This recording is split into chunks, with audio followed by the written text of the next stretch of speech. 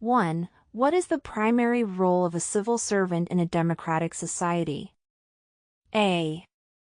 Represent political parties.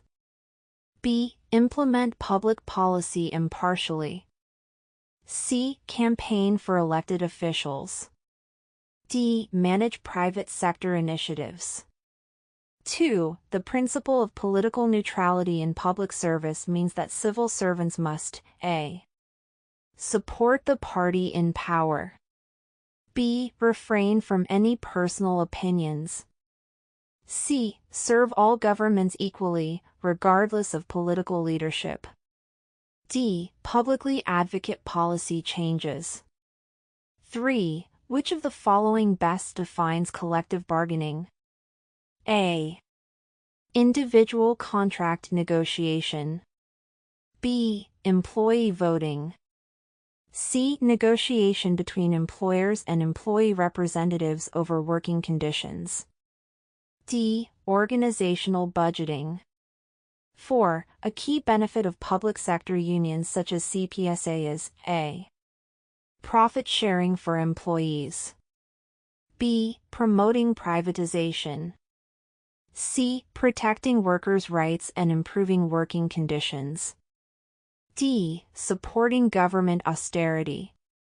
5. A code of conduct in civil service serves to A. Limit wages. B. Outline disciplinary procedures only. C. Provide guidelines for ethical and professional behavior. D. Replace laws. 6. The concept of merit-based hiring in public service is designed to A. Encourage family hiring. B. Promote equal opportunity and competency. C. Reduce training costs. D. Eliminate interviews. 7. What is the primary purpose of grievance procedures in the public sector? A. Enforce new policies. B. Promote political alignment. C. Resolve workplace disputes fairly and systematically.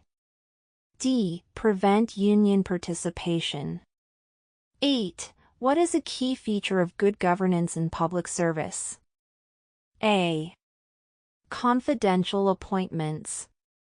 B. Centralized power. C. Transparency and accountability. D. Fixed-term promotions.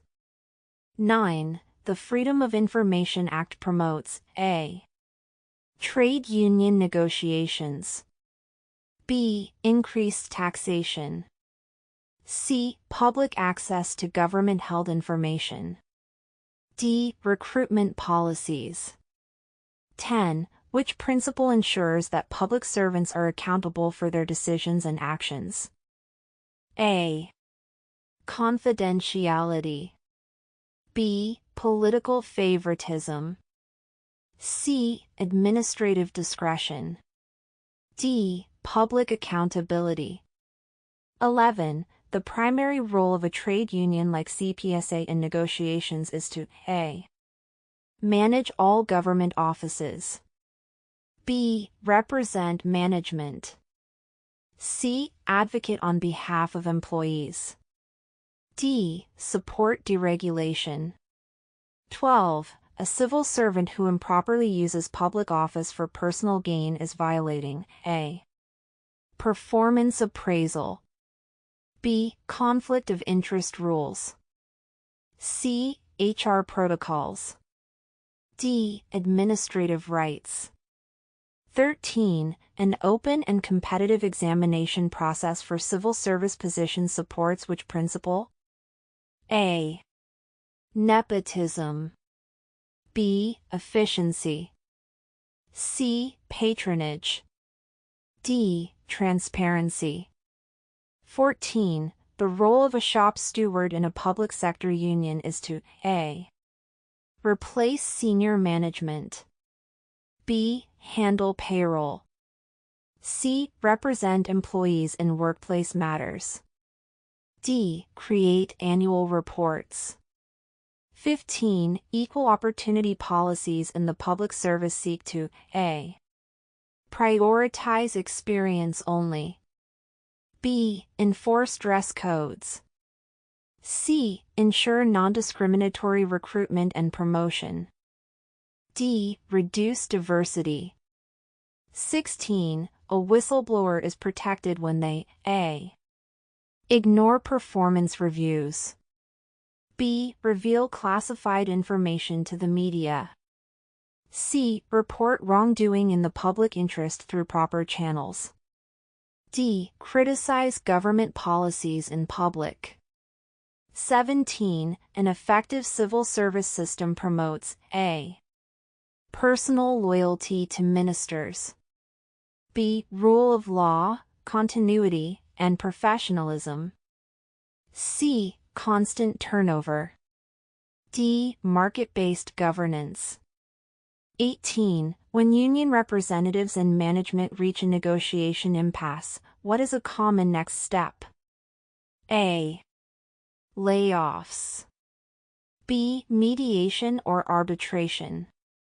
c. Employee evaluation. d. New employee orientation. 19. What does due process in the civil service refer to? a. A hiring freeze. b. Fair treatment through established legal procedures. c. A retirement incentive. d. Quick promotions. 20. A major concern of CPSA during public sector restructuring is a. Revenue generation. b. Workforce downsizing and job security. c. Promoting contract work. d. Reducing pension contributions. 21. Ethical public service leadership should prioritize a. Popular opinion. b. Transparency, accountability, and fairness. c. Revenue maximization.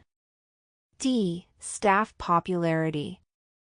22. A primary concern during civil service reform is to maintain a. Low salaries. b. Political appointments. c. Institutional integrity and performance. d. Outsourcing. 23. A conflict of interest arises when a public servant a. Attends a work meeting. b. Makes decisions benefiting themselves or their associates. c. Submits an annual report. d. Resigns from service. 24. Which term refers to organizational changes designed to improve efficiency in public service delivery? a. Downsizing. b. Civil service reform. c. Union advocacy. d. Procurement. 25. A key mechanism for ensuring labor rights in the public sector is a. Increasing surveillance. b. Political appointments. c. Collective agreements. d. Centralized command. Civil and Public Services Association.